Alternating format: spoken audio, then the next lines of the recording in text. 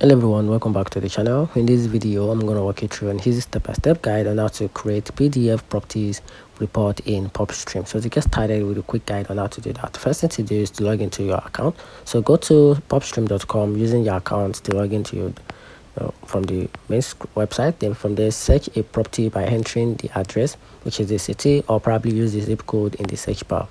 Then click on the property you want to report of. You click on the property you want a report for to open its details profile, which is very important. Then from there, at the top right corner of the property details screen, click on the report button, and you can also print on a paper icon if you want. Then from there, choose the type of report you want. Switch list, you can pick from any of this list, which is property report, a comparables and a nearby listing, and the tax info. You can also click the transaction history or select all to get a full overview.